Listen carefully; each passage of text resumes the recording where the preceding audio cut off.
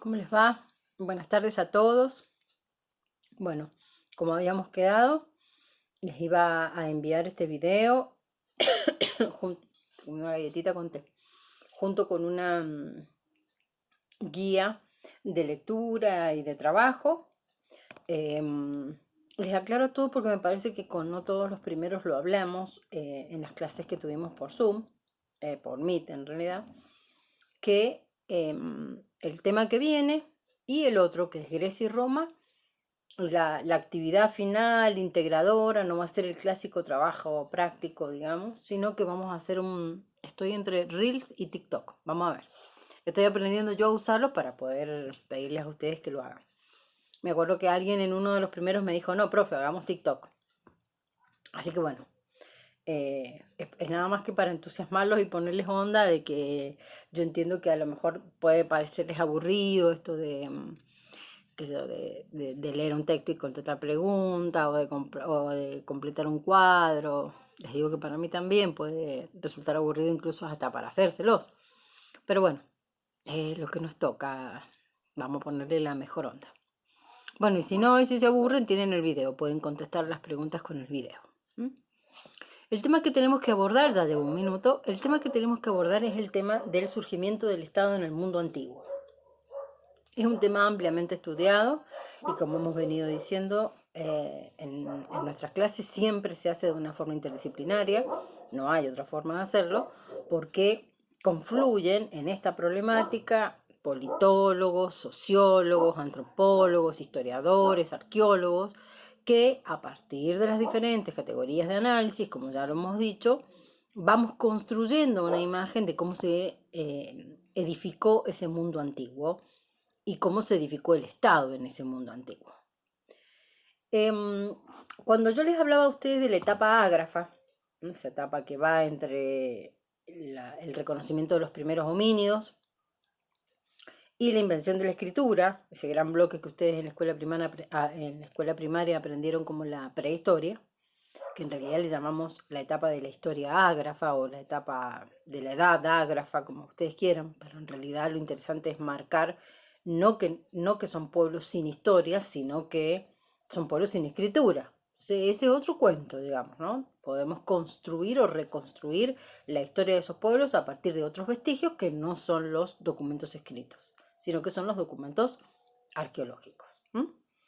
Bien, entonces yo les decía que los dos grandes momentos de esa etapa ágrafa estaban vinculados, por un lado, a la que se conoce como la Revolución del Fuego, que no solo trajo una mejora sustantiva en la calidad de vida de aquellos primeros hombres, porque el fuego les permitió no solo darse calor, sino también darse luz, ahuyentar animales, pero sobre todo cocinar los alimentos. Recuerden que ellos o eran carroñeros o comían carne cruda. Entonces la posibilidad de comer carne cocida hace que disminuyera la ingesta de parásitos, la ingesta de bacterias y por lo tanto de enfermedades que en muchos casos son mortales. Entonces la calidad de vida de los pueblos mejoró. Eso genera un proceso de presión demográfica, no de presión, sino de crecimiento demográfico, que eventualmente va a tener que ir encontrando otras estrategias de supervivencia que ya no van a ser solamente la caza y la pesca, sino que van a encarar otros procesos como son nada más y nada menos que el de observar la naturaleza, ver cómo se da el proceso de el surgimiento de una planta, del nacimiento de un animal, y a partir de una observación que es sistemática y cuyos saberes y aprendizajes son acumulativos en el tiempo, recuerden que nosotros los seres humanos somos los únicos seres capaces de acumular saberes en el tiempo, se da el proceso de la revolución agrícola. Lo que pasa es que nada va separado, ¿no? Y como yo siempre les digo, todo tiene que ver con todo. Y ese proceso de la revolución agrícola, la revolución neolítica, que le dicen también, va de la mano del surgimiento de las primeras ciudades. También va de la mano del proceso de lo que se llama una revolución urbana. Urbis en latín significa ciudad. ¿Cuál es el gran tema, digamos, de que hayan surgido las ciudades? Ustedes me pueden preguntar, si estuviéramos en clase, seguramente me preguntarían, bueno, ¿qué onda? ¿Qué pasa con las ciudades? ¿Cómo vivía la gente antes? Y si estamos hablando de sociedades de cazadores-recolectores, lo más probable es que esas sociedades no solo eran nómades y móviles, digamos, y sus patrones de asentamiento en los lugares hayan sido bastante irregulares, justamente por su nomadismo, sino que esas sociedades eran mucho más pequeñas. Bueno, podés mover una sociedad que tenga 300 individuos, 400, 1000 individuos. Es imposible. Tenés mujeres, tenés varones, pero también tenés niños, tenés enfermos, tenés ancianos. No podés andar los 300, 400, 500 cazando animales, despostando animales, a lo mejor en un abrigo rocoso, en una cueva, seleccionando qué te vas a llevar a tu lugar de residencia para comer, para vivir, las pieles, los cueros. Es como difícil. El proceso de la revolución agrícola le da la posibilidad a los hombres, a estas sociedades, de producir sus propios alimentos, de dejar de ser un poco depredadores del ambiente, ¿sí? Porque iban y tomaban del ambiente lo que necesitaban para satisfacer sus necesidades sociales, alimentarias, de subsistencia, sino que ahora lo convierte al hombre en un protagonista en la producción de sus propios alimentos. ¿Por qué? Porque ahora va a cultivar y va a generar pastoreo, va a generar corrales para tener los animales y controlar el desarrollo de la ganadería. El hombre se posiciona de otra manera frente a la naturaleza. Cuando yo les digo se posiciona de otra manera, simplemente quiero decir es que se posiciona en una posición de producto, se posiciona como productor de alimentos, ¿m? Y ya no como un depredador.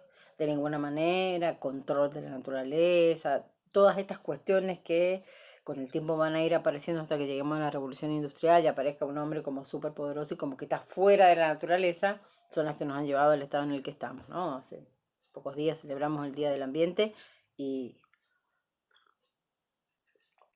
si hay algo malo que le pasó a este planeta es la especie humana, digamos, ¿no? Porque es muy destructora o destructiva. Bueno, les decía, entonces, esa revolución urbana, esa revolución agrícola que permite la producción de alimentos, va a generar también unas mejoras en la calidad de vida de la gente.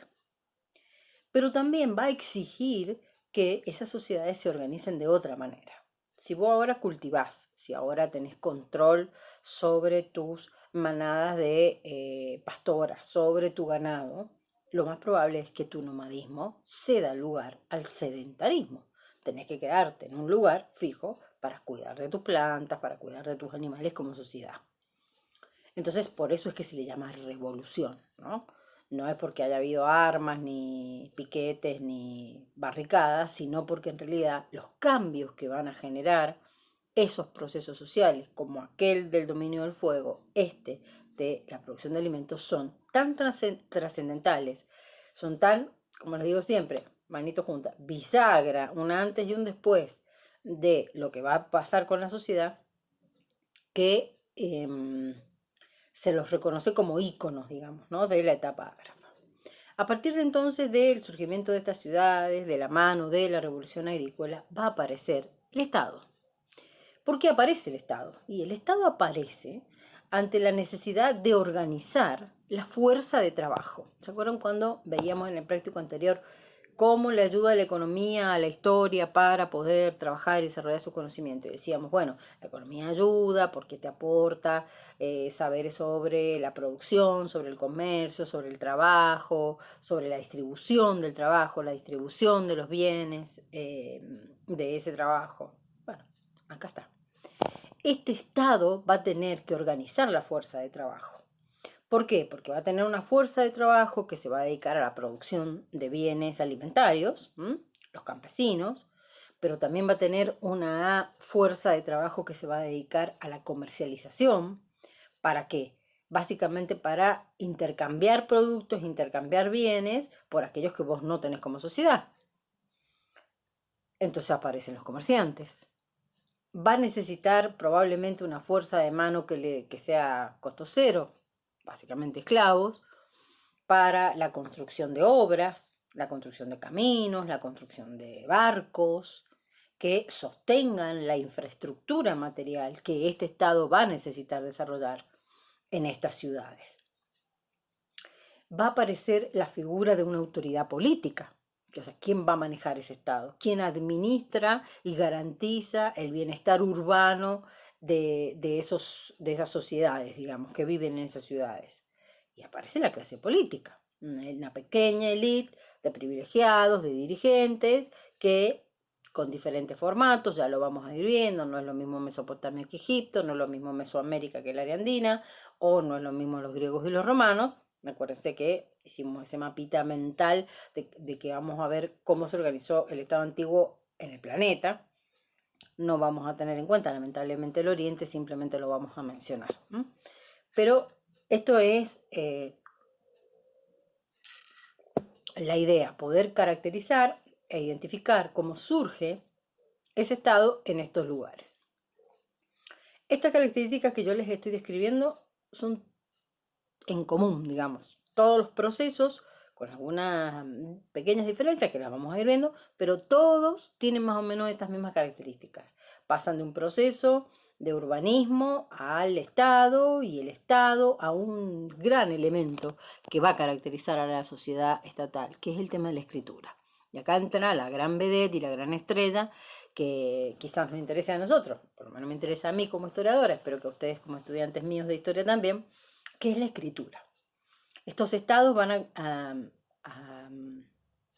dejar registro no solo de sus actividades comerciales, económicas, transaccionales, que las tienen y hay registro de eso. De hecho, los primeros registros, los más antiguos que tenemos, tienen que ver con contratos de comercio, sino que también van a empezar a dejar registro de sus actividades políticas, de la asunción de un nuevo rey, de la muerte de un rey y qué pasó con la sociedad ante ese evento.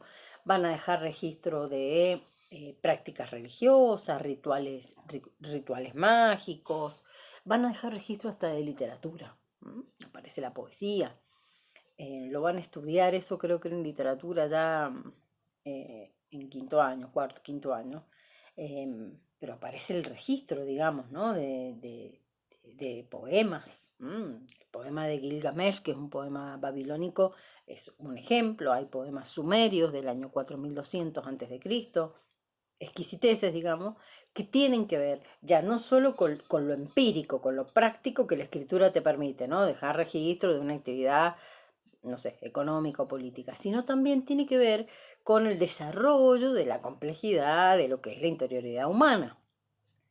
Es así, la literatura es un buen ejemplo de eso. Por supuesto también aparece el tema del arte, pinturas, imágenes, gráficos.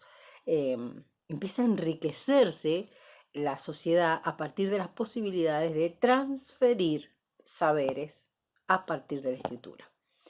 Transferir saberes es nada más y nada menos que educar.